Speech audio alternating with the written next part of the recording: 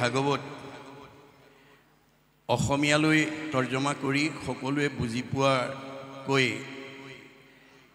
দ্বিতীয় স্কন্ধ ভাগৱতত যি ভাগৱত মহাধৰ্মৰ ওপৰত তেৰাই ইতিমধ্যে আমাৰ পাঠকে পাঠ কৰিলে এই ভাগৱতৰ মাজেদি আমাক কি ক'ব বিচাৰিছে ইয়াৰ পৰা আমি জানিবলগীয়া বুজিবলগীয়া শিকিবলগীয়া আৰু আমাৰ উঠি অহা প্ৰজন্মক জনাবলগীয়া বুজাবলগীয়া শিকাবলগীয়া কি দিশ আছে আমি তাৰ ওপৰত আলোচনা কৰিম পদবন্ধে আলোচনা প্ৰসংগত যদি আপোনালোকৰ কিবা সংশয় থাকে প্ৰশ্ন কৰি সংশয়টো দূৰ কৰি ল'ব এই কাৰণেই আমাৰ শাস্ত্ৰত উল্লেখ আছে কথা শুনি লেখে গুছে মনৰ সংশয় কৃষ্ণৰ সেৱাতৰ ৰতি তেবে সেবাৰ হয় গতিকে আজিৰ পাঠৰ জৰিয়তে যদি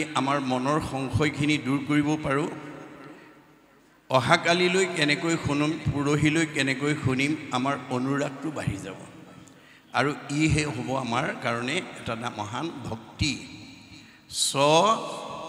পৰম অনুৰক্তি ঈশ্বৰেই ভক্তি ঈশ্বৰৰ কথা শুনিবৰ কাৰণে জানিবৰ কাৰণে বুজিবৰ কাৰণে আমাৰ মনৰ যিটো অনুৰাগ তাকেই ভক্তি বুলি বেদে সিদ্ধান্ত দিছে মই মূল বিষয়লৈ যোৱাৰ আগতেই আজিৰ এই অনুষ্ঠানটোৰ যি তাৎপৰ্যতা তাৰ ওপৰত আপোনালোকৰ মই দৃষ্টি আকৰ্ষণ কৰিব খুজিছোঁ যে আপোনালোকৰ গাঁওবাসীয়ে বিশেষকৈ আইসকলে মুখ্যতম ভূমিকা লৈ এই অনুষ্ঠানটো অনুষ্ঠিত কৰাটো আটাইতকৈ প্ৰশংসনীয় হৈছে আমাৰ ঋকবেদত কৈছে ন গৃহম ইতি আহু গৃহিণী গৃহম উচ্যতে তয়া হি সহিতা সৰ্বান পুৰুষায়ম সমুষ্ণতে যিখন ঘৰৰ যিখন সমাজৰ আইসকল ঈশ্বৰ ভক্তিপৰায়ণ হ'ব তেওঁলোক নিজেতো উদ্ধাৰ হ'বই সমস্ত পুৰুষৰ চতুৰ্বৰ্গ সাধন কৰিব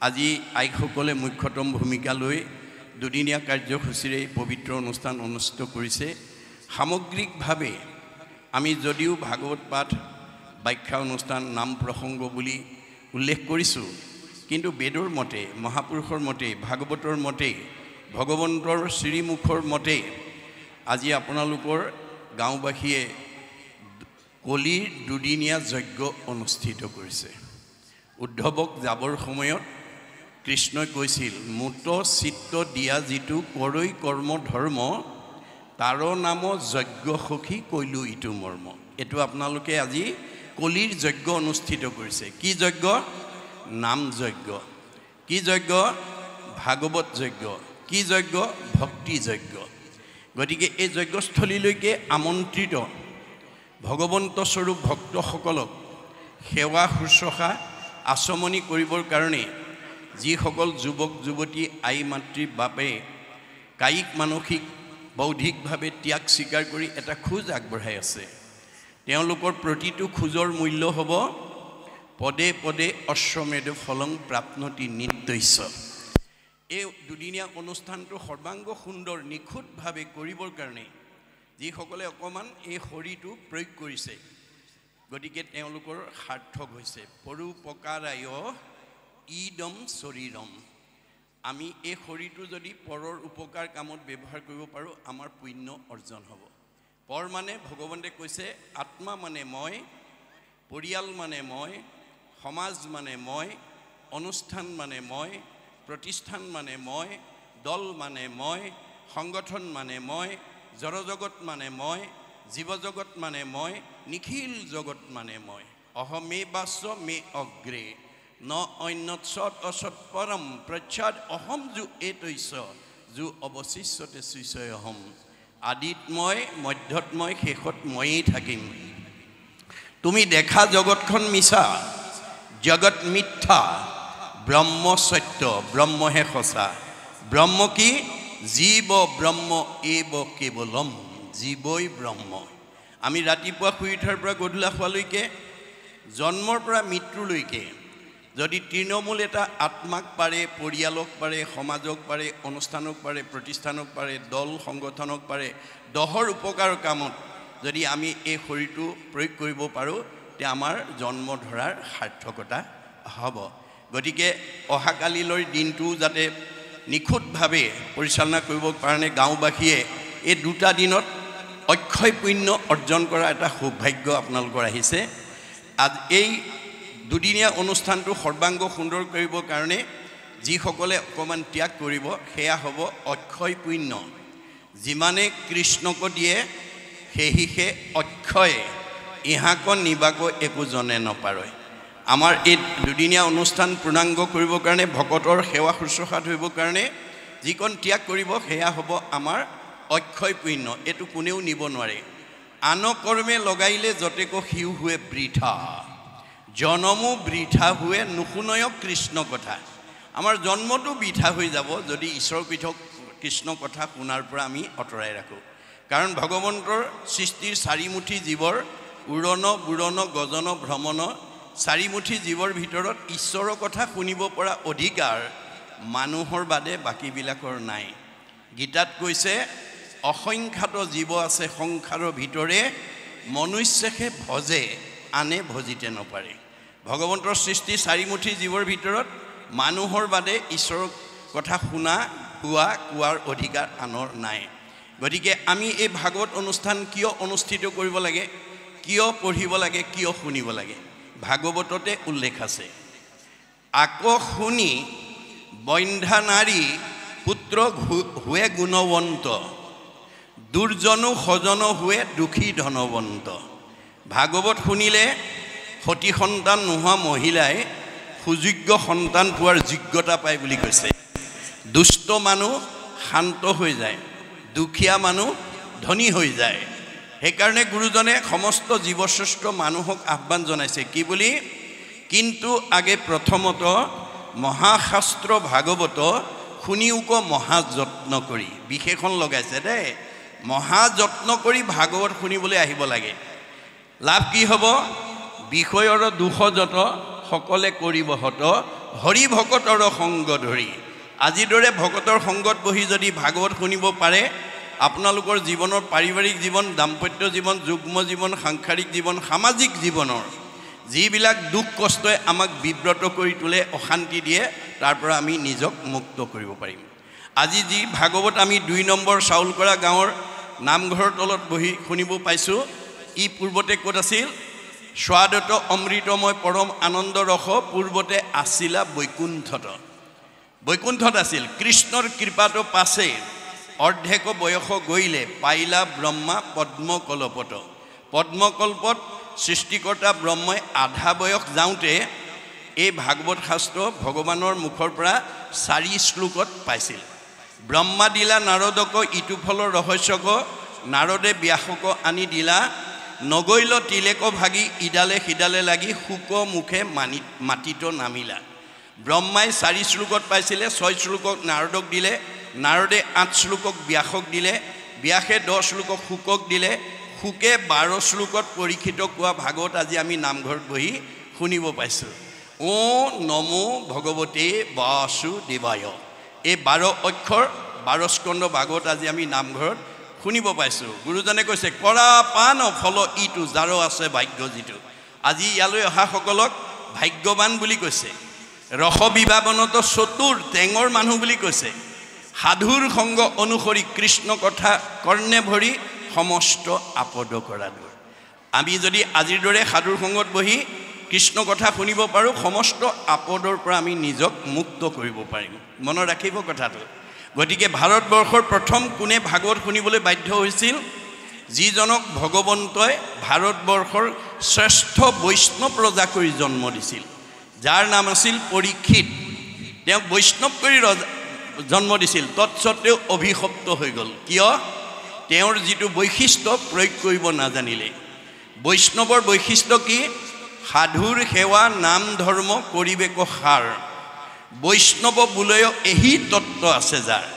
আপোনালোকৰ ঘৰৰ পৰিয়াল সমাজৰ ভিতৰত যাৰ সন্ত মহন্ত ভক্তৰ প্ৰতি যাৰ শ্ৰদ্ধা থাকিব, নামৰ প্ৰতি যাৰ আস্থা থাকিব, সেই গুণ বৈশিষ্ট্য ব্যক্তিজন ডেকা ল'ৰাই হওক বা গাভৰু ছোৱালীয়ে হওক, বোৱাৰীয়ে হওক বা শাহুৱে হওক, পিতৃয়ে হওক বা মাতৃয়ে হওক, তেওঁলোক বৈষ্ণৱ। বৈষ্ণৱৰ দ্বিতীয় বৈশিষ্ট্য এনেকৈ নামঘৰত বা কোনো ব্যক্তিগত অনুষ্ঠানত বা নাম প্ৰসংগত বা পাঠ প্ৰসংগত একেলগে বহাৰ পিছত বৈষ্ণৱ গুণসম্পন্ন ব্যক্তিয়ে গ্ৰাম্য কথা নাপাতে, বিষয়ৰ কথা নাপাতে, ভকতৰ বিষয়ত নাহি আশকতি, কৃষ্ণ কথা শুনিবলৈ সদায় কৰে ৰতি। কেনেকৈ কৃষ্ণ কথা এটা শুনি জন্ম জন্মান্তৰ কাৰণে অক্ষয় পুণ্য অৰ্জন কৰি জীয়াই থাকোঁতে শান্তি আৰু মৰিলে সদ্গতি পাব পাৰে, তাৰ কাৰণে তেওঁ অনুৰাগী হৈ থাকে। বিঠা বাক্য নবলিব নামাতিব মিছা, কৃষ্ণ কথা শুনিবলৈ কৰিবে ইচ্ছা। কৃষ্ণ কথা শুনিবৰ কাৰণে সদায় তেওঁ অনুৰাগী হৈ থাকে। জগত পাৱন হৰি কথা সমুদায়, ভকতৰ সংগ বিনে আন সংগে নাই। আজিৰ দৰে অনুষ্ঠানলৈ নাহিলে মন পবিত্ৰ কৰিব, পৰিয়াল পবিত্ৰ কৰিব পৰা, সমাজ পবিত্ৰ কৰিব বা পৰিৱেশ পবিত্ৰ কৰিব পৰা শক্তি আনৰ ওচৰত নাই। সেইকাৰণে আমাৰ 4 নম্বৰ বৈশিষ্ট্যটো হৈছে নকৰিব প্ৰাণী হিংসা মনে একোজন, সদায়েই চিন্তিব মাত্ৰ কৃষ্ণৰ চৰণ। বৈষ্ণৱ ভক্ত গুণসম্পন্ন ব্যক্তিয়ে প্ৰাণী হিংসা নকৰে, কাৰণ ভগৱানে কৈছে যত দেখা ভূত প্ৰাণী সবাহাকে বিষ্ণু মানি, হিংসা এৰি কৰা উপকাৰ। মই চবতে আছোঁ দেই, কুকুৰত চিগাৰিল গদৰ ভৰু আত্মাৰাম। দেহটোহে কুকুৰ মেকুৰী গাহৰি, আত্মাটো নহয়। গতিকে পাৰিলে কাৰোবাক উপকাৰ কৰিবা, কাকো হিংসা নকৰিবা। হিংসা কৰিলে পাপায় পৰপীড়নম। আপুনি কাৰোবাক হিংসা কৰিব পাৰিব, কিন্তু পাপ হ'ব। পাপ হোৱাৰ লগে লগে আপোনাৰ জীৱনলৈ দুখ দুৰ্গতি নামি আহিব, আয়ুস কাটি দিব ভগৱানে। 100 বছৰ ভোগ কৰিবলৈ নাপায়। আনক হিংসা কৰা মানুহক কেতিয়াও 100 বছৰ ভগৱানে ভোগ কৰিবলৈ নিদিয়ে। পৰোপকাৰে পুণ্যম, পাৰিলে কাৰোবাক উপকাৰ কৰিব, পুণ্য হ'ব, সুখ ভোগ কৰিব পাৰিব, উন্নতি কৰিব আৰু আয়ুস বঢ়াব। আনৰ উপকাৰ কৰা মানুহৰ আয়ুস বাঢ়ে, মনত ৰাখিব। পৰীক্ষিতে সেইখিনিতে ভুল কৰিলে, মৃগয়া কৰিবলৈ গুচি গ'ল, অৰ্থাৎ প্ৰাণী হিংসা কৰিবলৈ গুচি গ'ল, যাৰ কাৰণে তেওঁ পাপ সিদ্ধ হ'ল। পহুৰ পিছে পিছে দৌৰি দৌৰি পিয়াহত অণ্ঠকণ্ঠ শুকাই যেতিয়া সমীক ঋষিৰ আশ্ৰমত পানী বিচাৰি সোমাইছিল, সমীক ঋষিয়ে সেই সময়ত একান্ত মনে ঈশ্বৰক ধ্যান কৰি আছিল। কোন আহিছে কোন অহা নাই ক'ব নোৱাৰে, কিন্তু পৰীক্ষিতে সেই বিবেচনা নকৰি পদমৰ্যাদাক প্ৰাধান্য দি, মই দেশৰ ৰজা, তুমি মোৰ প্ৰজা, তোমাৰ আশ্ৰমত আহিছোঁ, তুমি মোক মান্যতা দিয়া নাই, এই বুলি খঙত একো নাই হৈ ধনুৰ আগেৰে মৰাসাপ এটা আনি সমীক ঋষিৰ ডিঙিত মেৰিয়াই থৈ গুচি গ'ল। খবৰটো তেওঁ খেলি থকা পুত্ৰ চিংগিমুনিয়ে লগৰীয়াৰ মুখে গম পাই দৌৰি আহি দেখিলে হয় যে তেওঁৰ পিতাকৰ ডিঙিত কোনোবাই মৰাসাপ আঁৰি থৈ গৈছে। তেওঁ খঙত একো নাই হৈ লগে লগে অভিশাপ দিলে, মোৰ পিতাদেউৰ ডিঙিত যোনে এনেকৈ মৰাসাপ আঁৰি থৈ গৈছে, এই তক্ষকেই তাক 7 দিনত দংশন কৰি মাৰিব। খবৰটো লগৰীয়া মুখে পৰীক্ষিত কৰ্ণগোচৰ হোৱাৰ লগে লগে ভয়ত ত্ৰস্তমান হৈ পুতেক জন্মেজয়ক মাতি আনি ক'লে, বোপা, মই কৰ্মৰ দোষত অভিশপ্ত হ'লোঁ, মোক 7 দিনত তক্ষকে দংশন কৰিব, মোৰ মৃত্যু অনিবাৰ্য। এই সপ্তদ্বীপা পৃথিৱী পৰিচালনাৰ দায়িত্ব মই তোমাৰ ওপৰত অৰ্পণ কৰিলোঁ, আৰু মই কিবা প্ৰকাৰে তক্ষকৰ হাতৰ পৰা নিজক বচাব পাৰোঁ নেকি উপায় বিচাৰি যাওঁ। এই বুলি পুতেকৰ হাতৰ ৰাজ্যভাৰ দি তেওঁ ক'লৈ গ'ল, গংগাৰ পাৰত গৈ আশ্ৰয় ল'লেগৈ। এতিয়া আমাৰ প্ৰশ্ন হ'ল, পৰীক্ষিতে যদি তক্ষকৰ হাতৰ পৰা, কালৰ হাতৰ পৰা, মৃত্যুৰ হাতৰ পৰা ৰক্ষা পাবৰ কাৰণে যদি গংগাৰ আশ্ৰয় ল'ব লাগে, আমি ল'ব লাগে নে নালাগে? আৰু আজি আমি লৈছোঁ নে নাই, এই কথাটো আজি আমি প্ৰত্যেকে অনুভৱ কৰিব লাগিব। কি গংগা? নামেই গংগা, নামে নাতাৰিলে জীৱ আৰু কোনে তাৰে। আমাক ঈশ্বৰৰ নামে নতৰালে আমাৰ তৰণৰ বিকল্প নাই। খবৰটো পোৱাৰ লগে লগে ৰাজ্যৰ দেৱঋষি, ৰাজঋষি, ব্ৰহ্মঋষি, ৰীতিযোগে প্ৰমুখ্য কৰি গণ্য মান্যসকল আহি পৰীক্ষিতৰ সন্মুখত সমবেত হ'ল। এই কথাটোৱে আমাক কি শিকাইছে যে 2 নম্বৰ চাউল কৰা গাঁৱত চাৰিসীমাত বিভিন্ন পৰিয়াল, বিভিন্ন বংশ, বিভিন্ন সমাজ, বিভিন্ন জাতি, বিভিন্ন ধৰ্মৰ লোকে বসবাস কৰিব পাৰে। ধৰ্মৰ ভিন্নতা থাকিব পাৰে, জাতিৰ ভিন্নতা থাকিব পাৰে, সমাজৰ ভিন্নতা থাকিব পাৰে, বংশৰ ভিন্নতা থাকিব পাৰে, পৰিয়ালৰ ভিন্নতা থাকিব পাৰে, কিন্তু আত্মাৰ ভিন্নতা নাই। আত্মা দৃষ্টিত আমি সকলো ঈশ্বৰৰ সন্তান, অমৃতৰ সন্তান। আমি সকলো ঈশ্বৰৰ অমৃতৰ সমান, তোমাৰে সেই অংশ আমি যত জীৱজাত। আমি আত্মা দৃষ্টিত সকলোৰে আপোনাৰ মোৰ মাজত পাৰ্থক্য নাই। কিন্তু দেহৰ ক্ষেত্ৰত আপোনাৰ লগত মোৰ তেজৰ সম্পৰ্ক নাই, আত্মাৰ সম্পৰ্ক আছে। গতিকে আপোনালোকৰ 2 নম্বৰ চাউলগৰা গাঁৱত কাৰোবাৰ যদি বিপদ আপদ এটা হয়, মোৰ কোনো পৰিয়াল নহয়, মোৰ কোনো বংশ নহয়, মোৰ কোনো সমাজৰ নহয় বুলি খবৰ এটা নোলোৱাকৈ নাথাকিব, ভগৱানে বেয়া পাব। ভগৱানে কাক ভাল পায়? বাইবেলত কৈছে God loves him who loves his creature। ভগৱানে সেইজনকেই ভাল পায় যি তেওঁৰ সৃষ্টিৰ প্ৰাণীবিলাকক ভাল পায়। গতিকে খবৰ ল'বলৈ অহাৰ কাৰণে আপোনালোকে অনাগত দিনত গাঁৱত বা ওচৰৰ সমাজত কাৰোবাৰ বিপদ এটা হ'লে খবৰ এটা লোৱাটো মানৱীয় ধৰ্ম। সকলোকে মুখৰ আগত দেখাৰ লগে লগে পৰীক্ষিত ৰজাই সাহস পালে, প্ৰেৰণা পালে আৰু প্ৰশ্ন কৰিলে, কোৱা দেৱ ঋষি, কোৱা ৰাজ ঋষি, কোৱা ব্ৰহ্ম ঋষি, কোৱা ঋতিজক, কোৱা গণ্যমান্যসকল, কি কৰিলে মই তক্ষকৰ হাতৰ পৰা, কালৰ হাতৰ পৰা, মৃত্যুৰ হাতৰ পৰা মই নিজক বচাব পাৰিম? ৰজাৰ প্ৰশ্ন শুনি প্ৰত্যেকে নিজা নিজা উত্তৰ দিলে। কোনোৱে ক'লে তপ কৰা, কোনোৱে ক'লে জপ কৰা, কোনোৱে ক'লে যজ্ঞ কৰা, কোনোৱে ক'লে দান কৰা, কোনোৱে ক'লে তীৰ্থ কৰা, কোনোৱে ক'লে স্নান কৰা। নানা ঋষিৰ নানা মত, নানা ঋষিৰ নানা মতে পৰীক্ষিতৰ মৃত্যুৰ ভয় আঁতৰ কৰিব নোৱাৰিলে। কিয়? কাৰণটো একাদশ স্কন্ধ ভাগৱতত গুৰুজনে লিখি থৈ গৈছে। ভগৱন্তৰ সৃষ্টি 4 মুঠি জীৱৰ ভিতৰত মানুহেহে আজিৰ দৰে ভগৱন্তক ভজনা কৰি ধৰ্ম আচৰণ কৰি মুক্তি লাভ কৰিব পাৰে, আনে কৰিব নোৱাৰে। গতিকে আমি জীৱশ্ৰেষ্ঠ মানুহ হিচাপে পৃথিৱীৰ য'তেই জন্ম গ্ৰহণ নকৰোঁ কিংবা যি জাতি জনগোষ্ঠীতেই জন্মগ্ৰহণ নকৰোঁ কিংবা ঈশ্বৰক ভজিবই লাগিব। আমি কেনেকৈ ঈশ্বৰক ভজিলে, ধৰ্ম আচৰণ কৰিলে আমি জীৱশ্ৰেষ্ঠ মানুহ হিচাপে এই মায়াময় সংসাৰৰ পৰা মুক্তি লাভ কৰিব পাৰিম, সেই সম্পৰ্কে ভগৱন্তই নিজ মুখে কৈ থৈ গৈছে। আন ধৰ্ম ঋষিৰ মুখে কৰাইলা বেকত, কহিলা আপোন মুখে নিজ ধৰ্ম যত। আমি মানুহ জীৱশ্ৰেষ্ঠ মানুহ হিচাপে তৰিবৰ কাৰণে যিটো ধৰ্ম আচৰণ কৰিব লাগে ভগৱন্তই নিজৰ মুখেদি কৈছে, সেইটোৱে হৈছে ভাগৱত ধৰ্ম, ভক্তি ধৰ্ম, নাম ধৰ্ম। অৱশেষত শুকদেৱে আহি 7 দিন 7 ৰাতি নীৰৱ নিচ্ছিন্নভাৱে প্ৰথম স্কন্ধৰ পৰা দ্বাদশ স্কন্ধ ভাগৱত যেতিয়া শুনালে, দ্বাদশ স্কন্ধ ভাগৱত শুনাৰ লগে লগে পৰীক্ষিতৰ ব্ৰহ্মজ্ঞান প্ৰাপ্ত হৈ গ'ল। মই ইমান সময় মৰিম বুলি যিটো ভয় কৰি আছিলোঁ তাৰ দেখোন মৃত্যুৱেই নাই। অৰ্থাৎ আমাৰ জীৱৰ মৃত্যু নাই।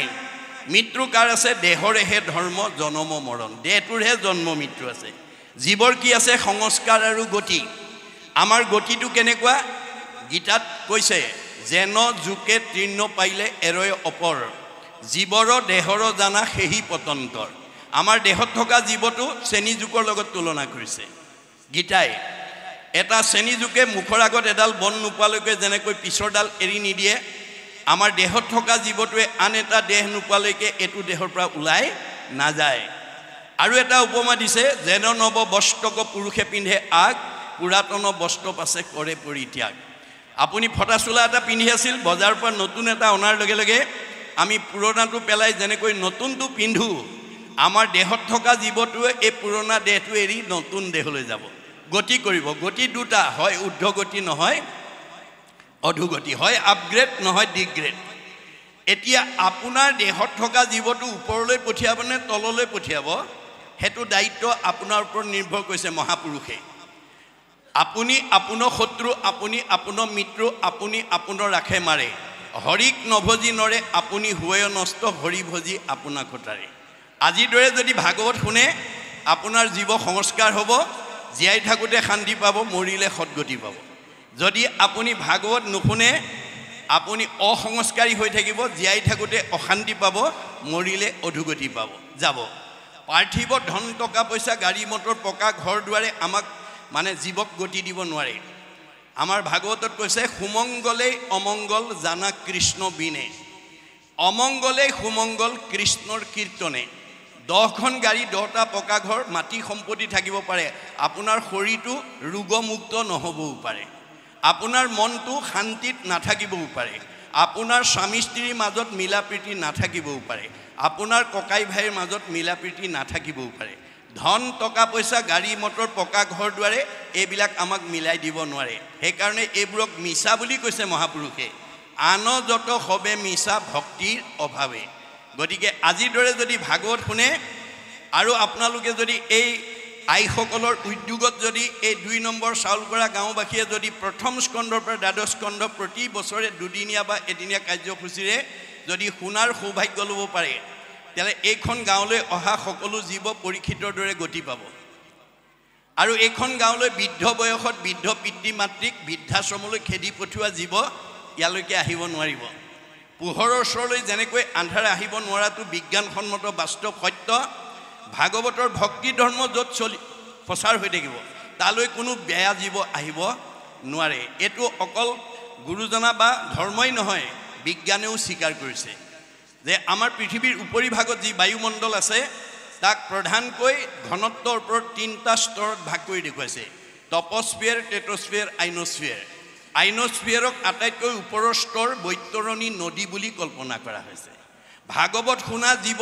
ইমান নিৰ্মল হৈ যাব ই প্ৰয়াণৰ পিছত ৰকেটৰ দৰে 3টা লেয়াৰ ভেদ কৰি 14 ব্ৰহ্মাণ্ডৰ বাহিৰত বৈকুণ্ঠত অৱস্থান কৰিব আৰু ঘূৰি আহিব নালাগে মনত ৰাখিব ভাগৱত শুনিবলৈ কিয় আহিব লাগে জন্ম ৰহিত হ'বৰ কাৰণে আপুনি যিমান দামী কাপোৰ নিপিন্ধক মলি পৰিবই মলি গুচাবলৈ চাবোন চাৰ্ফ ব্যৱহাৰ কৰিবই লাগিব মই দামী কাপোৰ পিন্ধিছোঁ বুলি যদি চাবোন চাৰ্ফ ব্যৱহাৰ নকৰে আপোনাৰ দামী কাপোৰখনৰ পৰা মলি নিজে আঁতৰ নহয় আপুনি 2 নম্বৰ চাউলকৰা গাঁৱৰ মই বিদ্যাৱন্ত ধনৱন্ত শ্ৰীমন্ত সম্পদশালী মোতকৈ জ্ঞানী মানি বুদ্ধিৱন্ত নাই এই বুলি ভাবি যদি এই দুদিনীয়া কাৰ্যসূচীলৈ যদি ভাগৱত শুনিবলৈ নাহে তেতিয়াহ'লে তেওঁ কলিমল মায়ামৰ পৰা মুক্ত হ'ব নোৱাৰিব তেওঁ মানে এই 3টা লেয়াৰৰ ভিতৰত ঘূৰি থাকিব মনত ৰাখিব কথাটো এই 3টা লেয়াৰৰ ভিতৰত পুনৰপি জনমম পুনৰপি মৰণম হৈ থাকিব লাগিব এই জন্মত আপুনি টাইলছ দিয়া ঘৰৰ মাজত আছে দামী পোছাক পিন্ধিছে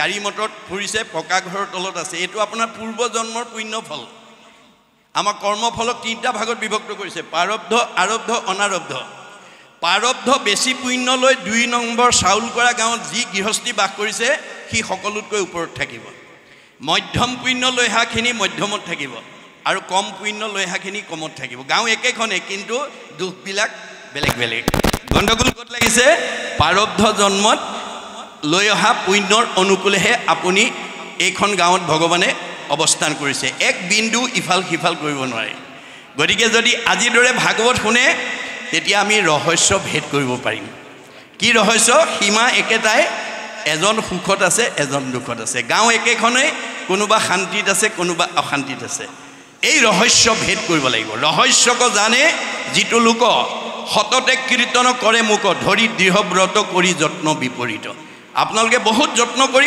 ভাগৱত শুনিবলৈ আহিব লাগিব তেতিয়াহ'লে আপোনাৰ জীৱ সংস্কাৰ হৈ যাব মই পুনৰ কৈছোঁ আপোনালোকৰ ৰাইজে আইসকলৰ উদ্যোগত যদি এই অনুষ্ঠানটো এনেকুৱা পৰিকল্পনাৰে আপোনালোকে আগবঢ়াই নিয়ক যে আমি 25 বছৰ ভৰি দিলে ৰূপালী জয়ন্তী পাতিম 50 বছৰত ভৰি দিলে আমি সোণালী জয়ন্তী পাতিম 60 বছৰত ভৰি দিলে আমি হীৰক জয়ন্তী পাতিম 75 বছৰত ভৰি দিলে আমি মহাৰজত জয়ন্তী পাতিম আৰু 100 বছৰত ভৰি দিলে আমি শতবাৰ্ষিকী পাতিম আজি যিসকল উদ্যোগৰ চেষ্টাত এই অনুষ্ঠান অনুষ্ঠিত হৈছে ঈশ্বৰে নকৰক কালে হয়তো তেওঁলোকক শতবাৰ্ষিকলৈকে নেৰাখিবও পাৰে কিন্তু এই যে অনুষ্ঠানটো প্ৰতিষ্ঠিত কৰি থৈ গ'ল তেওঁলোক মৰিও অমৰ হৈ থাকিব মনত ৰাখিব দ্বাৰকা নগৰ সাগৰৰ তল গ'ল কিন্তু ৰুক্মিণী মন্দিৰ আজি কুপতি সাগৰৰ মাজত জিলিকি আছে বুলি কৈছে তাক চাই অহা মানুহ পাইছোঁ দেই ইয়াৰ তাৎপৰ্যটো হৈছে দেহ দ্বাৰকা কাল সাগৰত আমাৰ এই দেহ দ্বাৰকা এদিন বিলুপ্তি হৈ যাব কিন্তু আপুনি 2 নম্বৰ চাউলকৰা গাঁৱত জন্মগ্ৰহণ কৰি গাঁওখনৰ কাৰণে সমাজখনৰ কাৰণে উঠি অহা প্ৰজন্মৰ কাৰণে অনুষ্ঠানৰ প্ৰতিষ্ঠানৰ দহৰ মংগলৰ কাৰণে কি ভাল কাম কৰি থৈ গ'ল সেই ভাল কামেই হ'ব ৰুক্মিণী মন্দিৰ আজি শংকৰ মাধৱ আমাৰ মাজত কায়িকভাৱে নাই মহাত্মা গান্ধী নাই মানে ৰাভাদেৱ নাই জ্যোতিপ্ৰসাদ আগৰৱালা নাই সুধাকণ্ঠ ভূপেন হাজৰিকা নাই কিন্তু জগতৰ কাৰণে দি যোৱা অৱদানে তেওঁলোকক চিৰসজীৱ কৰি ৰাখে মই আশা কৰিম যে আপোনালোকৰ গাঁওবাসীয়ে এই অনুষ্ঠানটো নেৰিব তেতিয়া উঠি অহা প্ৰজন্মবিলাক সংস্কাৰ হৈ যাব ভাগৱত শুনাৰ লগে লগে সংস্কাৰ ভাগৱতে কেৱল নিয়ম নীতিৰ কথা কৈ আছে পদ্ধতিৰ কথা কৈ আছে মনত ৰাখিব কথাটো আমাৰ জীৱনশৈলীৰ কথা কৈ আছে এফালে আন্ধাৰ এফালে পোহৰ এফালে দিন এফালে ৰাতি এফালে কৰণীয় এফালে বৰ্জনীয় দুটা বস্তুৰ ওপৰত ভাগৱতে আমাক কৈ আছে গতিকে এই দ্বিতীয় স্কন্ধ ভাগৱতৰ ভাগৱত মহাধৰ্ম নামাকৰণৰ সৈতে মৃত্যুমুখী পৰীক্ষিত 7 দিন সময় আছে পৰীক্ষিতৰ যদি 7 দিন আছে আমাৰ কেইদিন আছে বাৰু আজি কি বাৰ বা আজি কি বাৰ শুক্ৰবাৰ অহা বৃহস্পতিবাৰলৈকে আজি শুক্ৰবাৰৰ পৰা অহা বৃহস্পতিবাৰলৈকে এই 7 দিনৰ ভিতৰত আমাৰ ইয়াত বহি থকা সকলোৰে জন্ম মৃত্যু নিশ্চিত এই 7টা দিন বাদ দি আমি জন্মও হ'ব নোৱাৰো মৃত্যুও হ'ব নোৱাৰো গতিকে আমাৰ হাতত অকল পৰীক্ষিতক বেছ কৰি লৈছে আমাক কৈ আছে দেই আমাৰ হাতত ঈশ্বৰৰ কথা শুনি জীৱই সদ্গতি পাবৰ কাৰণে আমাৰ হাতত মাত্ৰ 7 দিনে আছে কোনে জানে মই ঘৰ পাম নে নাপাম ভাগৱতে কৈছে পদ্মৰ পত্ৰৰ নীৰ পৰিজেন নুহিথিৰ সেইমতে জীৱন চঞ্চল আমাৰ দেহত থকা জীৱটো পদুম পাতৰ পানীৰ লগত ভাগৱতে তুলনা কৰিছে পদুমৰ পাতৰ পানী বতাহে কোন সময়ত পেলাই দিব তাৰ যেনে নিৰ্দিষ্ট নাই আমি কি পৰিস্থিতিত কি সংঘাতত আমি আমাৰ দেহৰ পৰা জীৱ ওলাই যাব তাৰো কোনো সিদ্ধান্ত নাই সময় থাকোঁতে দৃষ্টি শক্তি থাকোঁতে শ্ৰৱণ শক্তি থাকোঁতে হস্তৰ কৰ্ম শক্তি থাকোঁতে ভৰিৰ গতি শক্তি থাকোঁতে আজিৰ দৰে অনুষ্ঠানলৈ আপোনালোকে আহিব মহাপুৰুষে কৈছে তোমাৰ গুণৰ মহিমা দেখিয়াই আনজত কাম দূৰতে তেজিয়া থৈলো আজি ইয়ালৈ অহা কাৰ ঘৰুৱা কাম নাই কাৰ পৰিয়ালৰ দায়িত্ব নাই সব এই থৈ আহিছে কিন্তু কাৰণ আন কামত আমি সময় কৰিলে আমাৰ জীৱনটো বৃথা হৈ যাব গতিকে তাৰ মাজৰ পৰাই আমি ঈশ্বৰৰ কথা শুনিবলৈ আজিৰ দৰে অনুষ্ঠানলৈকে আহিবৰ কাৰণে আমি যত্নপৰ হ'ব লাগিব এতিয়া এই ভাগৱত মহাধৰ্ম নামাকৰণৰ সৈতে মহাপুৰুষ শংকৰদেৱে আমাৰ ব্যাসকৃত সংস্কৃত ভাগৱত অসমীয়ালৈ সকলোৱে বুজি পোৱাকৈ প্ৰাঞ্জল ভাষাত মানে তৰ্জমা কৰি আৰম্ভণিতে কি বুলি কৈছে জয় জয় কৃষ্ণ ৰাম যাৰ স্মৰণ মংগল জাগ যোগাদিৰো হৰি নাম মহাফল হেনয় পৰমানন্দ মাধৱক নিত সুমৰিও নৰ নিৰন্তৰে একচিত্ত তেওঁ মহাভাগৱত ধৰ্ম তৰ্জমা কৰাৰ প্ৰাক মুহূৰ্ততে এই কেইষাৰ কথাৰে আমাক কি ক'ব বিচাৰিছে যে আমি ৰাতিপুৱা শুই উঠাৰ পৰা গধূলা খোৱালৈকে জন্মৰ পৰা মৃত্যুলৈকে আমাৰ ঘৰখনৰ পৰিয়াল কৰবালৈ যাত্ৰা কৰি যায় আৰু আমি কিবা নহয় কিবা এটা কাম কৰোঁ আমাৰ যাত্ৰাৰ লগত কি থাকে এটা লক্ষ্য বা উদ্দেশ্য থাকে আমাৰ লক্ষ্য বা উদ্দেশ্য নথকা কোনো যাত্ৰা কোনো মানুহে কেতিয়াও কলৈকো নকৰে কিবা এটা যাত্ৰাত আমাৰ আজি ইয়ালৈ যিসকল যাত্ৰা কৰি আহিছে ভাগৱত শুনাৰ লক্ষ্য লৈ আহিছে হয়নে বাৰু কথাটো তেনেকৈ আমাৰ প্ৰতিটো যাত্ৰাৰ কালত আমাৰ কি থাকে এটা লক্ষ্য বা উদ্দেশ্য থাকে আৰু ৰাতিপুৱা শুই উঠাৰ পৰা গধূলা খোৱালৈকে কৰা কৰ্মবিলাকৰ এটা কামনা বা বাসনা থাকে এতিয়া আপোনালোকৰ যাত্ৰা বা আপোনাৰ ব্যক্তিগত জীৱন বা পাৰিবাৰিক জীৱনৰ আপোনাৰ পৰিয়ালৰ কাৰোবাৰ যাত্ৰাৰ লক্ষ্য আৰু কৰ্মৰ কামনা বাসনা কোনে পূৰণ কৰিব গুৰুজনাই কৈছে ভগৱন্তই পূৰণ কৰিব আমি অকাম তেওঁ পূৰ্ণ কাম আমি পৰতন্ত্ৰ তেওঁ স্বতন্ত্ৰ আপুনি বহুত দিনৰ পৰা কৰবালৈ যাম বুলি ভাবি থাকিলেও নিৰ্দিষ্ট দিনা যাব নোৱাৰিবও পাৰে যদি ভগৱন্তই যাব নিদিয়ে খাম বুলি বাঢ়ি লোৱা ভাত কাঢ়িও আপুনি খাবলৈ নাপাব পাৰে যদি ভগৱন্তই খাব নিদিয়ে হোম বুলি পাৰি লোৱা বিচনাখনতো শুবলৈ নাপাব পাৰে যদি ভগৱন্তই শুবলৈ নিদিয়ে ভগৱন্ত স্বতন্ত্ৰ আমি পৰতন্ত্ৰ এই কথা জানি আমি সকলো যাত্ৰাৰ প্ৰাৰম্ভণিতে ঈশ্বৰৰ নাম লৈ যাবলৈ কাৰণে আপোনালোকে ল'ৰা ছোৱালীক পৰামৰ্শ দিব স্কুললৈ গৈছে ফুৰিবলৈ গৈছে বোপাই স্কুললৈ যোৱা হয় মাজনী ফুৰিবলৈ যোৱা হয় কৃষ্ণ বুলি কৈ যোৱা ৰাম বুলি কৈ যোৱা ভগৱন্তৰ হাজাৰটা নামৰ পৰা এটা নাম লৈ পেলাই যাবলৈ ক'ব যিটোজনে যাই নামৰ ওচৰি তাৰ পাছে পাছে ভ্ৰমন্ত হৰি বৎসক স্নেহ যেন ধেনু ধাৱে ভজিও জানি হেন হৰি পাৱে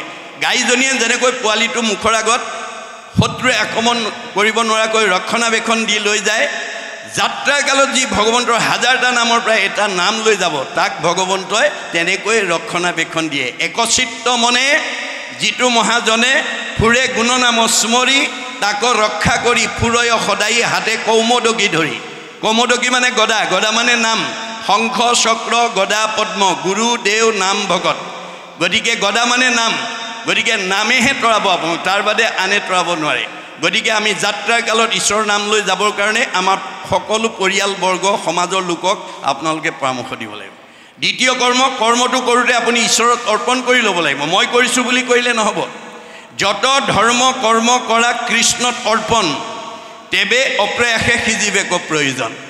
তেতিয়াহে আপোনাৰ প্ৰয়োজনটো ভগৱানে সাধন কৰিব। আপুনি মই কৰি পেলাই মই নিজেই আপুনি সাধন কৰিব নোৱাৰে।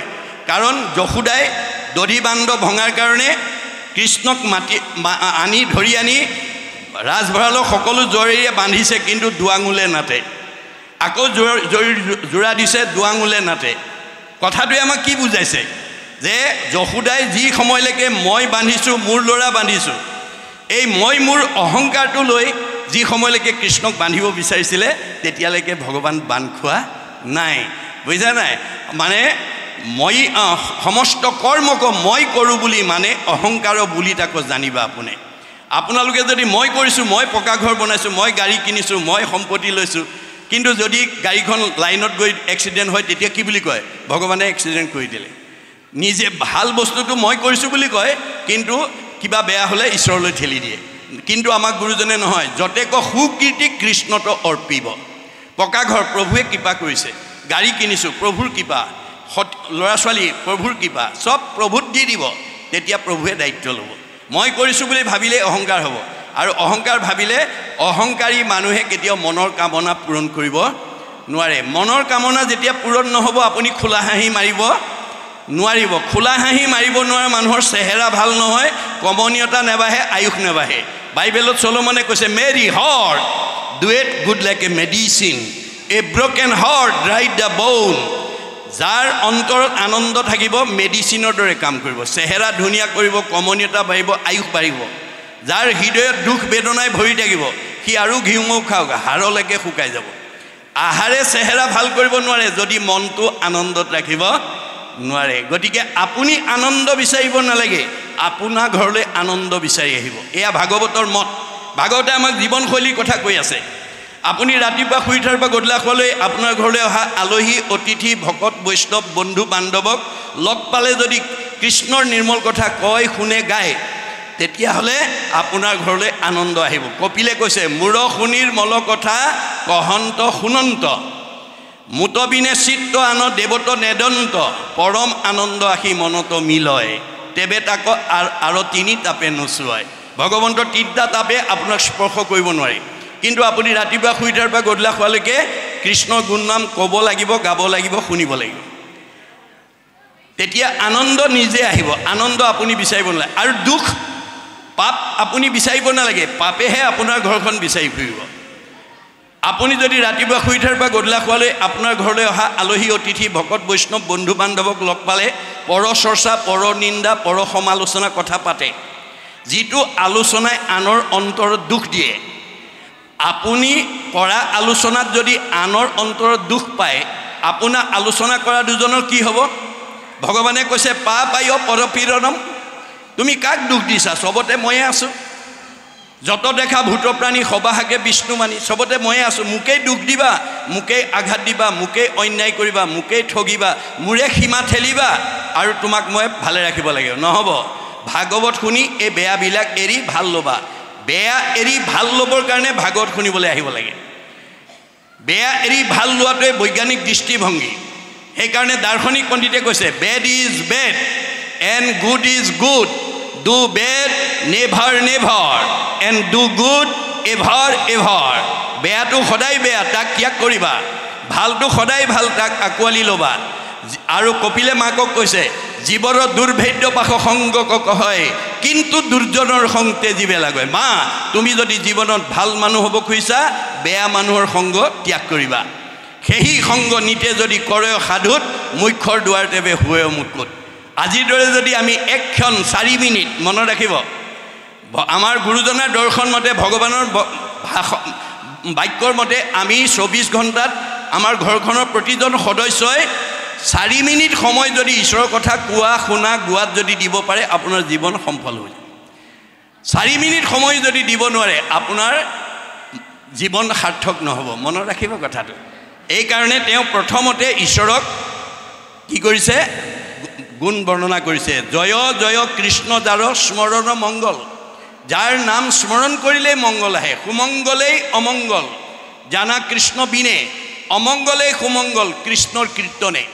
আপোনাৰ মানসিকভাৱে পাৰিবাৰিক জীৱনত, দাম্পত্য জীৱনত, যুগ্ম জীৱনত, সামাজিক জীৱনত কিবা দুখে আপোনাক আক্ৰান্ত কৰিছে ঈশ্বৰৰ নাম লগে লগে ভাল হৈ যাব মনত ৰাখিব এক নিয়ম কৈ আছে মাত্ৰ তাৰপিছত কৈছে হেনয় পৰমানন্দ মাধৱক নিথে যিজনে আমাক পৰম আনন্দ দিব পাৰে কৃষ হেন শব্দ এইটো পৃথিৱী বাচক ভৈল ন আনন্দত প্ৰৱৰ্তয় দুয়ো এক পদব হইলে পৰম ব্ৰহ্ম ৰূপ কৃষ্ণ নাম আনন্দক মাত্ৰ কয় কৃষ্ণ নামে আমাক আনন্দ দিয়ে আপুনি দিনটোত যিমান কৃষ্ণ বুলি ক'ব পাৰিব সিমানেই আনন্দ আপোনাৰ মনলৈ গুচি আহিব মনত ৰাখিব কথাটো গতিকে আমি সদায় বুলি কৈছে হেনয় পৰমানন্দ মাধৱক নিত সুমৰিও নৰ নিৰন্তৰে একচিত একান্ত চিতে যাতে ভগৱন্তৰ নাম আমি খাওঁতে শুওঁতে উঠোঁতে লৰোঁতে বহোঁতে ল'ব পাৰোঁ তাৰ কাৰণে গুৰুত্ব দিব লাগিব দেই আমি অভ্যাস কৰিব লাগিব আমাৰ দাৰ্শনিক পণ্ডিতে কৈছে you have to keep the practice of ৰিমেম্বাৰেন্স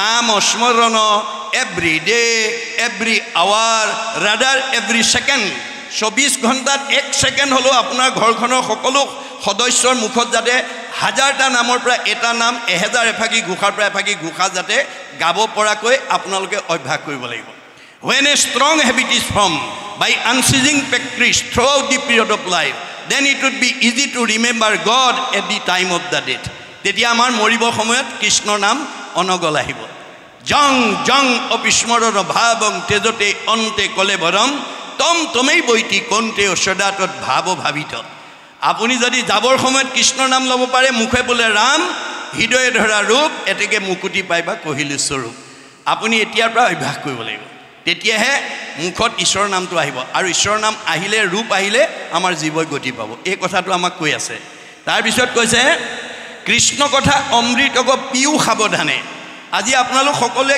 Bhagavat শুনিবলৈকে আহিছে 100% 100% আজি আমাৰ পুণ্য হ'ব আপোনালোকে হেতুৰ বাদেই দিয়ক আজি এই অনুষ্ঠানলৈ ভাগৱত নাম গাবলৈ শুনিবলৈ অহা সকলক যদি বাটত কোনোবাই দৈব্যবশে দৰ্শন পৰ্শন হৈছে গোৱাটোতো দূৰৰ কথাই আপোনালোকে এই নাম গাবলৈ ভাগৱত শুনিবলৈ উদ্দেশ্য কৰি অহা সকলক যদি কোনোবাই যদি বাটত সৌভাগ্যক্ৰমে দৰ্শন হৈছে পৰ্শন হৈছে সংলাপ হৈছে তেতিয়াহ'লে তেওঁ ইমান পুণ্য হয় গা নধুলেও হয় বুলি কৈছে বেদে কৈছে মনত ৰাখিব বৈষ্ণৱালয় সমীপ স্থান বিষ্ণু সেৱাৰ্থে গতান চাণ্ডালান পতিতান পিস্পৃষ্টুৱা ন স্নান মাছৰে নামঘৰৰ কাষত বাস কৰা লোক হৰি কথা শুনিবলৈ যোৱা লোকক দৈব্যবশে যদি দৰ্শন পৰ্শন স্পৰ্শন হয় ইমানেই পুণ্য হয় নাম তেওঁ গা নধুলেও হয় মনত ৰাখিব সেই কথাটো একাদশ স্কন্ধ ভাগৱতত বিদুৰে উদ্ধৱক উদ্দেশ্যি কৈছিল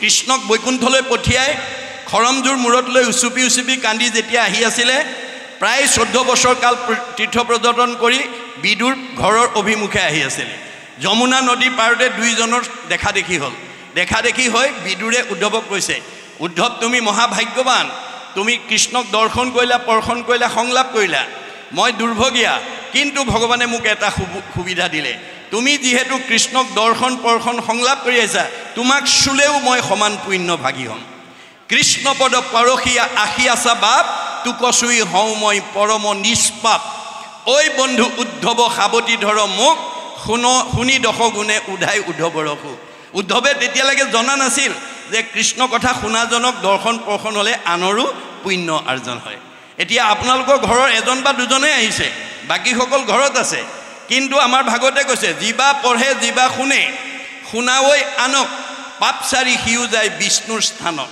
আপোনালোকে আজি শুনা কথা দুই এটা মনত ৰাখি গৈ ঘৰত যদি কয়গৈ ঘৰত থকাকেইটাই যদি শুনে আপুনি ইয়ালৈ আহি যিমান পুণ্য পাব তেওঁলোকে ঘৰতে থাকি সিমানেই পুণ্য পাব এয়া বিজ্ঞানসন্মত ধৰ্ম মহাপুৰুষে দিছে দেই মনত ৰাখিব বিজ্ঞানসন্মত ধৰ্ম এজন মানে খৰখজুতি হোৱা সংক্ৰামক ৰোগীক যদি আপুনি চুৱে তেওঁ শুৱা বিচনাত যদি শুৱে তেওঁ পিন্ধা কাপোৰ যদি পিন্ধে ভাল মানুহ গালৈ সংক্ৰামক ৰোগটো সংক্ৰমিত হয় এটো যদি বিজ্ঞানসন্মত সত্য কথা হয় কাৰণ তেওঁৰ পিন্ধা কাপোৰত তেওঁৰ বেমাৰৰ অনুৰেণু লাগি থাকে আৰু তাকে যদি কোনোবাই চুৱে বা বহে বা তাৰ বিচনাত শুৱে তাৰ গালৈ গুচি যায় এটো যেনেকৈ বিজ্ঞানসন্মত বাস্তৱ সত্য সন্ত মহন্ত ভক্ত বৈষ্ণৱ যিখন ঘৰলৈ যাব য'ত বহিব য'ত শুব যি পিন্ধিব তেওঁক যদি দৰ্শন পৰ্শন হয় তেতিয়া আমাৰ পুণ্য আহি যাব মনত ৰাখিব কথাটো সেইকাৰণে আমাৰ গৃহত ভকতৰ পদধূলি পৰিব লাগে বুলি ভাগৱতত কৈছে,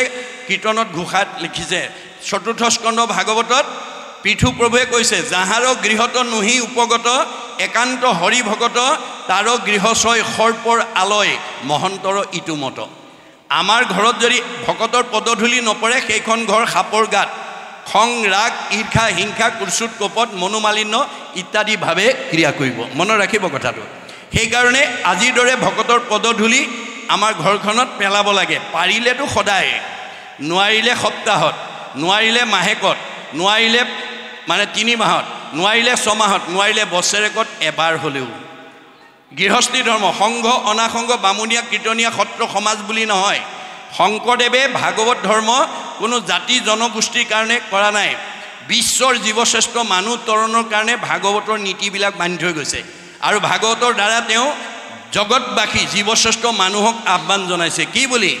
উবা নৰলোক হৰি ভজিউক, ধৰা ইটো উপদেশ, এৰা আলজাল জীৱা কতকাল, জৰা ভৈল পৰৱেশ। তেওঁ অসমত আৱিৰ্ভাৱ হৈ উবা অসমৰ মানুহ, উবা ভাৰতৰ মানুহ, উবা সংঘ, অনাসংঘ, বামুণীয়া, কীৰ্তনীয়া, সত্ৰ সমাজৰ বুলি আহ্বান জনোৱা নাই। বিশ্বৰ মানৱক লৈ আহ্বান জনাইছে। পৃথিৱীৰ য'তেই জন্মগ্ৰহণ কৰক ঈশ্বৰক ভজিবই লাগিব। এই আহ্বানৰ ওপৰত সঁহাৰি জনাই মহাত্মা গান্ধীয়ে মন্তব্য দি গৈছে। কি বুলি? What Shankardev was alone able to do, nowadays the whole army of the English knowing people cannot do. বিশ্বত এতিয়ালৈকে যিমানবিলাক গুৰু আৱিৰ্ভাৱ হ'ল, শংকৰদেৱে জগতবাসীৰ কাৰণে যিমানখিনি অৱদান দি থৈ গ'ল, আন কোনো গুৰুৱে দিব পৰা নাই। আৰু সেইজন অসমৰ বুকুত জন্মগ্ৰহণ কৰাৰ কাৰণে অসমবাসীক ভূয়সী প্ৰশংসা কৰি থৈ গৈছে। কি বুলি? Assam is indeed fortunate, for Shankardev has 5 centuries back given to Assamese people an ideal which is also my ideal of Ram Rajya. মই অসমত যিখন ৰাম ৰাজ্য প্ৰতিষ্ঠা কৰা মানস কৰি আহিছিলোঁ, শংকৰদেৱে 500 বছৰৰ পূৰ্বতে সেই ৰাম ৰাজ্য প্ৰতিষ্ঠা কৰি থৈ গৈছে।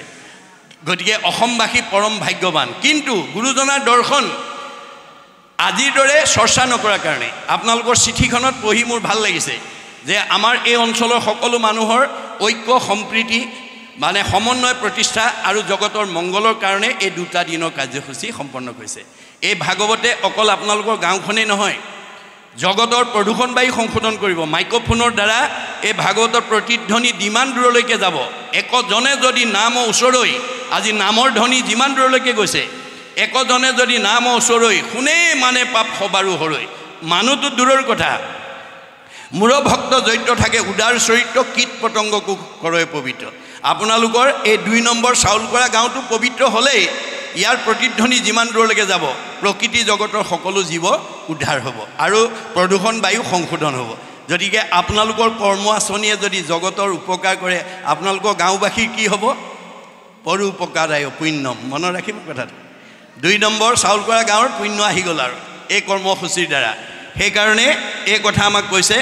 আৰু কৈছে কি বুলি? কৃষ্ণ কথা অমৃতক পিও সাৱধানে। আপোনালোকে মনোযোগেৰে শুনিব দেই। অৰ্জুনক কোৱাৰ চলে আমাক কৈছে, হে সখা, তুমি জীৱনৰ যিটো দিনত যিটো মুহূৰ্তত মোৰ ভকতৰ সংগত বহি মোৰ অমৃতময় কথা শ্ৰদ্ধাৰে শুনিবা, সেইদিনা তুমি দুগুণ পাপৰ পৰা নিজক মুক্ত কৰিব পাৰিবা। আৰু যদি অশ্ৰদ্ধাৰে শুনা, এগুণ পাপৰ পৰাহে মুক্ত হ'ব পাৰিবা। অপৰম মংগল নাম যিপুন শ্ৰদ্ধায়ে শুনৈ, হৰৈ পাপ তাহাৰ দুগুণ, অনিচ্ছাত এক গুণ, শ্ৰদ্ধাত দুগুণ নাম, এহি মতে বুজিবা অৰ্জুন। আজি ইয়ালৈ অহা সকলোৱে যদি একান্ত মনে শুনে, দুগুণ পাপৰ পৰা নাহো। কিন্তু ভগৱানে আকৌ অৰ্জুনক ৰহস্য এটা কথা কৈছে। কি বুলি? যে 2 নম্বৰ চাউলকৰা গাঁৱৰ এই ভাগৱত বাখ্যালৈ আমন্ত্ৰণ কৰি অনা সকলোৱে যদি একান্ত মনে শুনি দিয়ে, চবকে যদি মই সমান পুণ্য দি পেলাই বৈকুণ্ঠলৈ পঠিয়াই দিবলগীয়া হয়, 2 নম্বৰ চাউলকৰা গাঁৱত মোৰ মায়াৰ বজাৰখনেই বন্ধ হৈ যাব। কাৰণ মই জীৱবিলাকক লৈহে খেলা কৰি আছোঁ। গতিকে ভাগৱত শুনিবলৈ অহা কাৰোবাক মই মোৰ মায়া নামৰ শক্তি এটা পঠাই পেলাই ভাগৱত শুনাৰ পৰা গ্ৰাম্য কথা পঠাই দিম, চাহ তামোল খোৱা কথা ভবাই দিম, ঘৰত এৰি থৈ অহা কথাকেইটা ভবাই দিম, ল'ৰা ছোৱালীৰ কথা ভবাই দিম। ৰীতে হং য়ৎ প্ৰতিয়েত ন প্ৰতিয়েত স্বাত্মানি তৎ অবিদ্যাত মানু যথা ইয়াভাসো যথা তমহ গতিকে মায়া নামৰ শক্তিয়ে যাতে আমাক ভাগৱতৰ কথাৰ পৰা মনটো যাতে আনফালে লৈ যাব পৰা নহয় তাৰ কাৰণে সাৱধান হ'ব মনটো অতৰাই নিলে নম্বৰ কমাই দিব আপোনাৰ মনটো সেইকাৰণে কৈছে কৃষ্ণ কথা অমৃত অগ পিউ সাৱধানতা অৱলম্বন কৰিব তেতিয়া লাভ হ'ব যদি অন্য মনস্ক হৈ শুনে আপুনি লাভৱান নহ'ব আপুনি বাস্তৱত যদি চাই স্কুল একেখনেই দশম মানৰ ছাত্ৰ ছাত্ৰী পঢ়ুৱা মাষ্টৰ একেখনেই প্ৰশ্ন কাকত একেখনেই কিন্তু ফলাফল বেলেগ বেলেগ একেখন স্কুলৰ দশম মানৰ ছাত্ৰ ছাত্ৰীয়ে মেট্ৰিক পৰীক্ষা দি একেখন প্ৰশ্ন উত্তৰ লিখি কোনোবাই ষ্টেণ্ড কৰে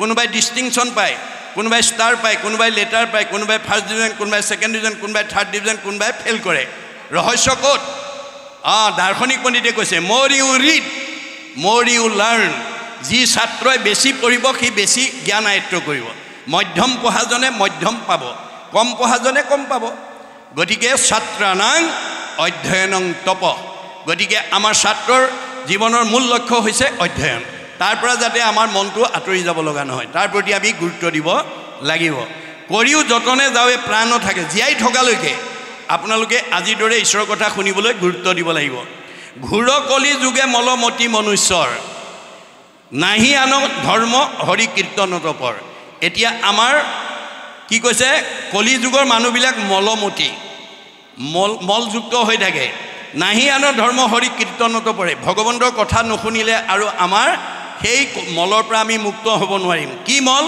শৰীৰত আছে কলিকৃত যত দুখ আমাৰ শৰীৰত কলি দুখ আছে মায়াৰ দুখ আছে গতিকে আমাৰ কলিমল আৰু মায়ামলে আমাৰ মনৰ দুটা ফালে আচ্ছাদন কৰি ৰাখে শাস্ত্ৰৰ মতে গতিকে কপিলে কৈছে মা তোমাৰ মনৰ এপিঠিত মায়ামল এপিঠিত কলিমল লগাই থৈছে গতিকে তুমি এই দুইটা মলৰ পৰা যেতিয়ালৈকে মনটো মুক্ত নকৰিবা আকাশত ডাৱৰ থাকিলে যেনেকৈ সূৰ্যটো দেখা নাপায় তোমাৰ মনত যদি কলিমল আৰু মায়ামলে আসন্ন কৰি ৰাখে তেতিয়াহ'লে তুমি মোক দেখা নাপাবা এতিয়া কলিমল ক'ৰ পৰা আহে কেনেকৈ আহে আমাৰ শাস্ত্ৰত কৈছে ব্ৰহ্মাৰ তনুৰ পৰা কলি উপজিলা পৰম দাৰুণ বেশ বিৰিঞ্চি দেখিলা কোন কৰ্ম কৰো প্ৰভু কৰিও আদেশ দিও ৰাজ পদতজু পাওঁ উপদেশ গ'লে ব্ৰহ্মাৰ দেহৰ পৰা কলি উৎপত্তি হৈ বাপেকক দাবী কৰিছে দেউতা জন্ম দিলেই নহ'ব ভোগৰ সামগ্ৰী গোটাই দিয়া যিটো পুত্ৰই জন্ম হৈয়ে বাপেকক ভোগৰ সামগ্ৰী বিচাৰিলে শুনিয়া ব্ৰহ্মাচাৰী মুখে গুণিয়া চাহিলা তাৰো ভাৱ দেখি তাকক কলি নাম দিলা যে ল'ৰাটোৱে যেতিয়া জন্ম হৈ বাপেকক ভোগৰ সামগ্ৰী বিচাৰিছে চাৰিখন মুখেৰে ভাবি পেলাই তেওঁ নামটো থলে কলি আৰু সামগ্ৰী গোটাই দিলে কি মলিনী নলিনী নামে দুই ভাৰ্যা দিলা দুহান্তৰ হন্তে চাৰি পুত্ৰ উপজিলা বাহ্যিকত দুগৰাকী ভাৰ্যা আধ্যাত্মিকত ৰাগ দেশ দুটা সামগ্ৰী দিলে তাৰ পৰা কি হ'ল চাৰিজন পুত্ৰ জন্ম হ'ল আপোনালোকৰ হৈছে নেকি চাব কলিৰ পুতেককেইটাৰ নাম কি কাম ক্ৰোধ লোভ মোহ চাৰি পুত্ৰ জাত গৰ্ব অহংকাৰ দুই মন্ত্ৰী যে সাক্ষাৎ কাম ক্ৰোধ লোভ মোহ চাৰিটা কলিৰ পুতেক গৰ্ব অহংকাৰ মানে বুদ্ধি দিয়া মন্ত্ৰী দম্ভ দেশ ইৰিষা অসূয়াক চাৰিজন সেনাপতি পাতি দিলা ব্ৰহ্মাৰ বচন এইকেইটাক সেনাপতি পাতি দিলে আগৰণুৱা হিংসা পৈক্ষণ্য ইৰিষা মদমৎসৰক লহকৰ পাতি দিলা কলি দুৰ্মদক এইকেইটা গুণক লগৰীয়া পাতি দিলে এই সেই কলি পৰিয়ালৰ 16জনীয়া সদস্য ক'ত থাকে মনৰ লগত থাকে এই 16জন তৰিবে নোৱাৰে লোক এহিকে কাৰণ এই কলিৰ 16টা বেয়া গুণ যাৰ মনত আছে সি ডেকা ল'ৰাই হওক গাভৰু ছোৱালী হওক বোৱাৰীয়ে হওক শাহুৱে হওক পিতৃয়ে হওক মাতৃয়ে হওক আজিৰ দৰে অনুষ্ঠানলৈ আহিব নোৱাৰে ঈশ্বৰৰ কথা শুনিব নোৱাৰে ভাল চিন্তা কৰিব নোৱাৰে এইটো মনৰ এপিঠি মল আন পিঠিত মায়ামল মায়াৰুত 16টা বেয়া গুণ আছে শাস্ত্ৰ মতে দম্ভ দৰ্প পৰ নিন্দা অভিমান তিৰস্কাৰ লোভ মোহ কাম ক্ৰোধ গৰ্ব অহংকাৰ হিংসা কামনা আশা হঠ বেবিচাৰ এই 16 গোটা পুত্ৰ জানিবা মায়াৰ এই 16টা বেয়া গুণ মায়াৰ ক'ত থাকে মনৰ লগত থাকে এই 16জন তৰিবে নোৱাৰে লোক এহিকে কাৰণ এতিয়া কলিৰ 16টা মায়াৰ 16টা দুই খোলং 32টা বেয়াভাৱে যাৰ মনটো আসন্ন কৰি থাকিব সি কেতিয়াও সৎ চিন্তা কৰিব নোৱাৰিব মাকে ক'লে উপায় উপায় আছে মনশুদ্ধি আদি কৰি যতেক আশ্ৰয় সৎসংগ সবাৰো মূল জানিবা নিশ্চয় কাপোৰৰ মলি গুচাবলৈ যেনেকৈ চাবোন চাৰ্ফ ব্যৱহাৰ নকৰিলে নহ'ব, আমাৰ মায়ামল আৰু কলিমলৰ পৰা মনটো শুদ্ধ কৰিবলৈ আজিৰ নিচিনা সাধুৰ সংগলৈ আমি আহিব লাগিব। সাধুৰ সংগলৈ নহা পৰ্যন্ত আমাৰ মনৰ মলি কেতিয়াও আঁতৰ নহয়, মনত ৰাখিব। গতিকে সেইকাৰণে কৈছে নাহি আন ধৰ্ম। এতিয়া কৈছে যে শৰীৰত আছে কলি কীৰ্তযত দোষ, গুচুক প্ৰথমে কৰা হৰি হৰি ঘোষ। গতিকে ঈশ্বৰৰ নাম যেতিয়া আপুনি ঘোষণা কৰিব, কৰ্ণপথে ভকতৰ হিয়াত প্ৰৱেশী হৰি, দুৰ্বাসনা হৰে সমস্তই। জলৰ যতে কমল যেহেন শৰতকালে, স্বভাৱতে নিৰ্মল হয়। খালী বটলত পানী ভৰালে যেনেকৈ তাৰ ভিতৰৰ বায়ুটো ওলাই যাবলৈ বাধ্য হয়, এইটো যেনেকৈ বিজ্ঞানসন্মত বাস্তৱ সত্য। যাৰ কাণেদি কৃষ্ণ কথা সোমাব, তাৰ ভিতৰত থকা বেয়া ভাৱবিলাক ওলাই যাবলৈ তেনেকৈ বাধ্য হয়। এই কথাখিনিৰ প্ৰতি আমি গুৰুত্ব দিব লাগিব আৰু ল'ৰা ছোৱালীক এই কথাখিনি আমি বুজাই দিব লাগিব। এতিয়া কৈছে যে কৃষ্ণৰ চৰণে কৰি অশেষ প্ৰণতি, অচ্যুতৰ কিংকৰ শংকৰ নিগদতি। কৃষ্ণৰ চৰণত সেৱা জনাই কৃষ্ণই শংকৰ, ত্ৰিভুৱন বন্দন দৈৱকী নন্দন, জুহৰি মাৰল কংস, জগজন তাৰণ দেৱ নাৰায়ণ, শংকৰ তাকেৰি অংশ। কৃষ্ণই শংকৰ ৰূপে আহি ভাগৱত লিখিবলৈ গৈ তেওঁ কি বুলি কৈছে, মই কৃষ্ণৰ কিংকৰ। কিংকৰ মানে চাকৰ বা দাস, অৰ্থাৎ দাস্যত্ব ভাৱটো দেখুৱাইছে। ইয়াৰ পৰা আমাক কি ক'ব বিচাৰিছে, আপোনালোকৰ 2 নম্বৰ চাউলকৰা গাঁৱত বিভিন্ন জাতি জনগোষ্ঠীৰ লোকে মানুহে বসবাস কৰি আছে, কিন্তু আপুনি গাঁওখনৰ স্বীকৃতি পাবলৈ হ'লে, আপোনাক কোনোবাই মানে স্বীকৃতি দিবলৈ হ'লে আপোনাৰ দাস্যত্ব ভাৱ লাগিব। অহংকাৰী মানুহক কোনো মানুহে ভাল নাপায়। মানুহে ভাল নোপোৱাজন ঈশ্বৰৰ কেতিয়াও প্ৰিয় হ'ব নোৱাৰে। সেইকাৰণে দাৰ্শনিক পণ্ডিতে কৈছে, to become great one we must B humble. আপুনি যদি সমাজত নিজক প্ৰতিষ্ঠা কৰিব বিচাৰে, আপুনি নম্ৰ স্বভাৱৰ হ'ব লাগিব। অহংকাৰী মানুহক কেতিয়াও সমাজে স্বীকৃতি নিদিয়ে। অহংকাৰ 5 প্ৰকাৰে আহে প্ৰধানকৈ, দেই মনত ৰাখিব। এই 5টা ভাৱে যাতে আমাৰ তেওঁ থকা হৃদয়খনত যাতে অৱস্থান ল'ব নোৱাৰে, তাৰ কাৰণে সাৱধান হ'ব লাগে। তাৰ কাৰণে ভাগৱত শুনিবলৈ আহিব লাগে। ভাগৱতে আমাৰ মন পবিত্ৰ হোৱা কথা কৈ আছে, যে আমাৰ মনটো কেনেকৈ আমি শুদ্ধ কৰি ৰাখিব পাৰোঁ। শুদ্ধ মন সদায় আনন্দত থাকিব, শান্তিত থাকিব, চেহেৰা ভাল হ'ব, আয়ুস বাঢ়িব। আৰু অশুদ্ধ মনত দুখ দুৰ্গতি নুগুচা হ'ব, আয়ুস কমিব, চেহেৰা বেয়া হ'ব। কথা সিমানেই আৰু, বেছি জানিব নালাগে দেই। গতিকে আমি মাত্ৰ 2টা, আন্ধাৰ পোহৰ, দিন ৰাতি, সুখ দুখ, ভাল বেয়া, সত্য অসত্য, মানে ভক্তি মায়া, তপ্তু বতুম, 2টা ওপৰতে আমাৰ জীৱনশৈলীৰ কথা কৈ আছে ভাগৱতে। 2টা দিশৰ মাজেদি আমাৰ নীতিবিলাকৰ কথা কৈ আছে। গতিকে আমি ইয়াৰ পৰা এই নীতিবিলাক আমি বুটলি ল'ব লাগিব। বেয়াটো এৰিব লাগিব, ভালটো ল'ব লাগিব। আমাৰ স্বভাৱটো ৰাজহাঁহৰ দৰে হ'ব লাগিব। ৰাজহাঁহৰ স্বভাৱ কি, নীৰ এৰি ক্ষীৰ খায়। ৰাজহাঁহক পানীয়ে গাখীৰে মিলাই দিলে তেওঁ গাখীৰটো চুহি খায়, পানীটো তাতে এৰে। আমাৰ ভকতৰ হ'ল য'তেই নাযাওক ভালটো বুটলি আনিব, বেয়াটো এৰি থৈ আহিব। আমাৰ এতিয়া এই কথাটো নজনা বহুত মানুহে ভালটো এৰে, বেয়াটো লৈ আহে। আপুনি বেয়া কথা এটা যেতিয়া লৈ আহিব, আনক নোকোৱালৈকে আপুনি শান্তি নাপাব। আকৌ কওঁতে কাণে কাণে ক'ব আকৌ কি বুলি মোৰ কথা নক'বা দেই। সেইটো তোৰ কথা যদি ক'বই নালাগে, তই এই বাহাৰখন মোৰ ওপৰত কেলৈ দি দিলি, সেই বেয়া কথাটো আনি মোক কিয় শুনালিহি। গতিকে এতিয়া আমাৰ ভাগৱত নজনা মানুহে বেয়াটোহে বুটলি আনে, ভালটো এৰি থৈ আহে। আমাৰ স্বভাৱটো মৌ মাখিৰ দৰে হ'ব লাগে। মৌ মাখি 20টাটো পৰে, কিন্তু মৌচাক বনাব পৰা বস্তু তাৰ পৰা সংগ্ৰহ কৰে। কুদু বৰল পাৰিজাত ফুলতো পৰে, কিন্তু তেওঁলোকে বিহটোহে আনে। গতিকে আমাৰ কুদু বৰলৰ স্বভাৱ এৰি মৌ মাখিৰ স্বভাৱ হ'ব লাগিব, ৰাজহাঁহৰ স্বভাৱ হ'ব লাগিব। ভাগৱত শুনিবলৈ আহি আমাৰ মনটো শুদ্ধ কৰিব লাগিব। বছ ইমানেই কথা। এতিয়া কৈছে যে 2য় স্কন্ধৰ কথা শুনি উৎসুকে, বহুত আগ্ৰহেৰে শুনিবলৈ কৈছে। কিউৰিয়চিটি অফ মাইণ্ড, কৌতূহলী মন এটালৈ শুনিব। ইয়াৰ পিছত কি ক'ব, ইয়াৰ পিছত কি ক'ব, এনেকুৱা ভাৱ এটাৰে সৈতে আপোনালোকক আহ্বান জনাইছে।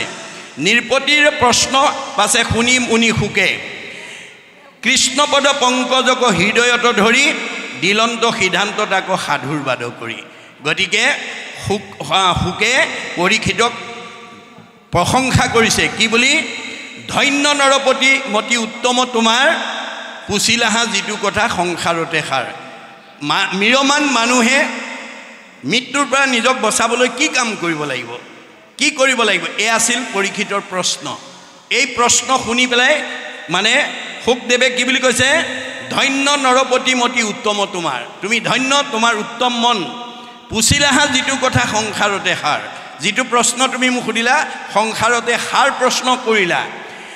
লভিলা মুকুতি তুমি তাহাৰো কি মুখ্যৰো সাধন ইটো জগতৰে হিত। আমি যেতিয়া কথা ক'ম, আমি কিবা প্ৰশ্ন কৰিম, মোৰ প্ৰশ্নটোৰ উত্তৰ দিবলৈ যাওঁতে যাতে জগতৰ উপকাৰ হয় তেনেকুৱা প্ৰশ্ন কৰিব দেই। আপুনি কৰা প্ৰশ্নটোৱে যদি কাৰোবাৰ অন্তৰত আঘাত হনা প্ৰশ্ন কৰে, আপোনাৰ প্ৰশ্ন কৰাজনৰ পাপ হ'ব। পাপ আয় পৰপৰিণম। এতিয়া পৰীক্ষিতে কৰা প্ৰশ্নটোৱে জগতৰ হিত সাধন কৰিব যে আমি সকলো ম্ৰিয়মান, আমি সকলো মৃত্যুৰ ফালে গৈ আছোঁ। সূৰ্য উদয় আৰু অস্ত হোৱাৰ লগে লগে আমি এদিন এদিন মৃত্যুৰ ফালে আগবাঢ়ি গৈ আছোঁ। গতিকে আমাৰ মৃত্যুটো স্বাভাৱিক। গতিকে আমি মৃত্যুমুখী মানুহে কি কৰিলে আমি মৃত্যুৰ পৰা নিজক উদ্ধাৰ কৰিব পাৰিম, এয়া আছিল প্ৰশ্ন। সেইকাৰণে কৈছে যে মুখ্যৰো সাধন ইটো জগতৰে হিত, লভিলা মুকুতি যিটো তাহাৰো বাঞ্চিত। গতিকে মুক্তি পোৱাৰ পথ তুমি বাছি ল'লা, এইখিনিকে আমাক ক'লে। ইয়াৰ পিছৰ পদে কি ক'ব আমি আকৌ পুনৰ পদবন্ধে আলোচনা কৰিম। বাহক।